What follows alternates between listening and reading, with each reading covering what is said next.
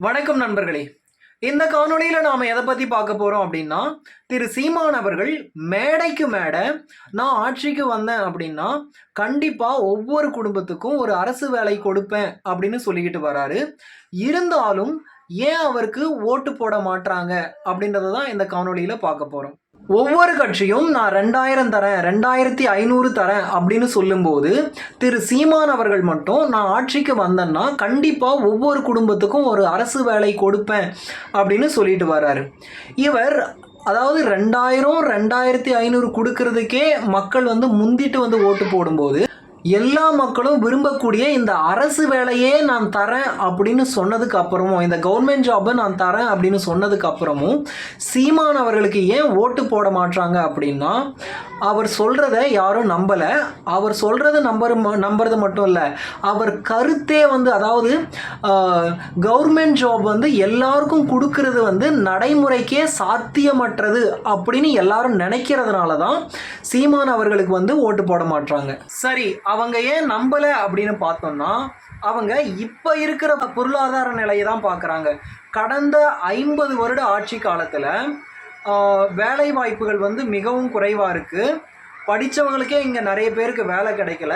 இந்த நிலையில் ஒவ்வொரு குடும்பத்துக்கும் அரசு வேலை, கவர்மெண்ட் ஜாப் அப்படின்னா அது சாத்தியமற்றது தானே அப்படின்னு எல்லாரும் நினைக்கிறாங்க. அவங்க இப்போ இருக்கிற பொருளாதார நிலையை வச்சு அந்த முடிவுக்கு வர்றாங்க. முதல்ல இவங்க எல்லாருக்கும் தற்சார்பு பொருளாதாரம் அப்படின்னா என்னன்றதே தெரியல. அது தெரியாததுனால தான் எல்லாருக்கும் கவர்மெண்ட் ஜாப், அரசு வேலை கொடுக்கறது அப்படின்றது சாத்தியம் இல்லை அப்படின்னு இவங்க நினைச்சிட்டு இருக்காங்க. தற்சார்பு பொருளாதாரம் அப்படின்னா என்னன்னா, இப்போ நாம பயன்படுத்துகிற எல்லா பொருளுமே 90 விழுக்காடு 90% பிற மாநிலத்திலிருந்தும் பிற நாடுகள்ல இருந்தும் நமக்கு கிடைக்கிது. இதனால் நம்முடைய பொருளாதாரம் சுரண்டப்படுது. அதாவது நாம் பயன்படுத்துகிற ஒவ்வொரு பொருளுக்குமே நாம் அதிக விலை கொடுக்க வேண்டியதாக இருக்குது. இதுவே நாமளே அதை உற்பத்தி செஞ்சோம் அப்படின்னா, நாம் நம்மளுடைய மாநிலத்திலேயே அதை உற்பத்தி செஞ்சோம் அப்படின்னா, நாம் அதை குறைந்த விலைக்கே வாங்க முடியும்.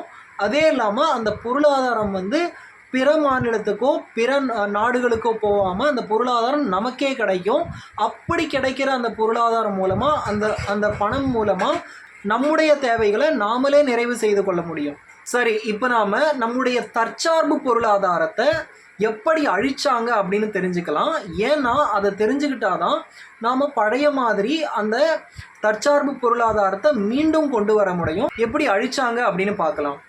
இப்போது நான் தண்ணி குடிக்கிற குடுவை இருக்கு இல்லையா, அது நாம் பயன்படுத்துகிறது பிளாஸ்டிக்கில் இருக்கிற குடுவை. அதாவது வாட்டர் பாட்டில் நாம் பிளாஸ்டிக்கில் இருக்கிற வாட்டர் பாட்டிலை பயன்படுத்துகிறோம்.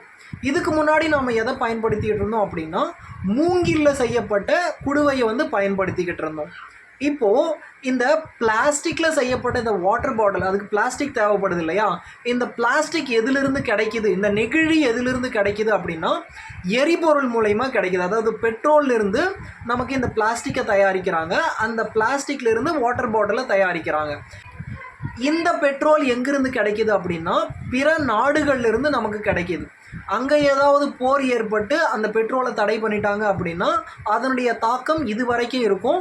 அதே போல் அந்த பொருள் பிற நாடுகள்லேருந்து கிடைக்கிறதுனால அந்த பொருளுக்கான விலை அதிகமாக இருக்கும். அந்த வாட்டர் பாட்டிலை இங்கே தான் தயாரிக்கிறாங்க.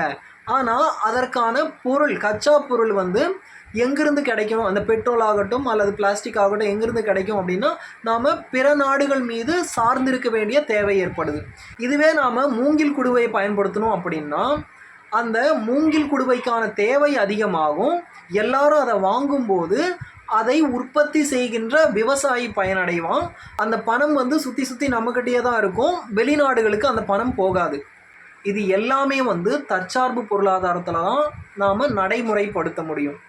இப்போது இந்த தற்சார்பு பொருளாதாரம் எப்படி அழிஞ்சது அப்படின்னு பார்த்தோம்னா, இப்போது நான் மூங்கில் குடுவையை பயன்படுத்தினா இவ்வளவு நன்மை இருக்குதுன்னு சொன்னேன் இல்லையா, அப்படி யாராவது அந்த மூங்கில் குடுவையை பயன்படுத்தினாங்க அப்படின்னா இவங்க அவங்கள வார்த்தையிலேயே அவமானப்படுத்துவாங்க. எப்படின்னா, அந்த காலத்து ராமராஜு, பழைய பஞ்சாங்கம் இப்படியெல்லாம் பேசி அவங்கள அதை பயன்படுத்தாத மாதிரி செய்வாங்க.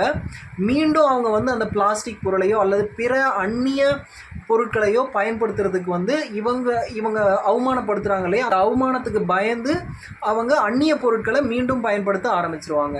சீமான் அவர்கள் சொன்ன அந்த அரசு வேலை கவர்மெண்ட் ஜாபுக்கு வருவோம். இப்போது நாம் பயன்படுத்துகிற இப்போ நான் பிளாஸ்டிக் பாட்டில் அப்படின்னு சொன்னோம் இல்லையா, அது ஒன்று தான். நாம் பொருள்களுக்காக 90 விழுக்காடு பிற நாடுகளை சார்ந்து இருக்கும். அதனுடைய விழுக்காடு வந்து சீமான் அவர்கள் குறைச்சிக்கிட்டே வருவார். அதாவது தற்சார்பு பொருளாதாரம் மூலமாக குறைச்சிக்கிட்டே வருவார். அப்படி குறைக்கும் போது வேலை வாய்ப்புகள் அதிகரிக்கும். எந்த அளவுக்கு வேலை வாய்ப்புகள் அதிகரிக்கும் அப்படின்னா, அதாவது இப்போ வந்து வேலை வாய்ப்புகள் குறைவாக இருக்குது, மக்கள் வந்து அதிகமாக இருக்காங்க. ஆனால் இந்த தற்சார்பு பொருளாதாரம் நடைமுறைப்படுத்தப்பட்டால் வேலை அதிகமாக இருக்குது, செய்கிறதுக்கு ஆள் இல்லைன்னு ஏங்குற அளவுக்கு வேலை வாய்ப்புகள் அதிகமாக இருக்கும். அதுபோல் ஒரு சூழ்நிலையில் தான் அரசு வேலை வந்து எல்லாருக்கும் கொடுக்கறது வந்து சாத்தியமாகும். இது ஏன் இவங்களுக்கு போய் சேரலை அப்படின்னா, இவங்களுக்கு நல்லா படித்தவங்களுக்கே தற்சார்பு பொருளாதாரம்னா என்னன்னு தெரியாததுனால தான் சீமான் அவர்கள் சொல்கிறத வந்து யாரும் நம்ப கூட தயாராக இல்லை. சரி, சீமான் அவர்கள் சொன்னதை நம்பலாமா? அதாவது அவர் ஆட்சிக்கு வந்தால் எல்லாருக்கும் அரசு வேலை கொடுத்துருவாரா அப்படின்னு கேட்டிங்கன்னா, அதுக்கு என்னால் உறுதி தர முடியாது. அதை நம்ம வாய்ப்பு கொடுத்தாதான் நாம் தெரிஞ்சுக்க முடியுமே தவிர, வாய்ப்பு கொடுக்காம நம்மளால் தெரிஞ்சுக்க முடியாது. ஏமாற்றுவாரா ஏமாற்ற மாட்டாரா அப்படின்றது கூட வாய்ப்பு கொடுத்து தான் நாம் தெரிஞ்சுக்க முடியுமே தவிர, வாய்ப்பு கொடுக்காம தெரிஞ்சுக்க முடியாது. ஆனால் எல்லாருக்கும் அரசு வேலை கொடுக்கறது வந்து சாத்தியமே இல்லை அப்படின்னு நினைக்கிறாங்க இல்லையா, தற்சார்பு பொருளாதாரம் மூலமாக எல்லாருக்கும் கவர்மெண்ட் ஜாப் கொடுக்க முடியும். ஆனால் அதை சீமான் அவர்கள் செய்வாரா அப்படின்றத வாய்ப்பு கொடுத்தாதான் நம்மளால் தெரிஞ்சுக்க முடியும். ஏமாத்துறாரா இல்லை சொன்னதை செய்கிறாரா இல்லை ஏமாத்துறாரா அப்படின்றத கூட வாய்ப்பு கொடுத்தாதான் நம்ம தெரிஞ்சுக்க முடியும். இந்த காணொளி உங்களுக்கு பிடிச்சிருந்தது அப்படின்னா லைக் பண்ணுங்கள், மறக்காமல் என்னோட சேனலுக்கு சப்ஸ்கிரைப் பண்ணுங்கள் நண்பர்களே. நன்றி.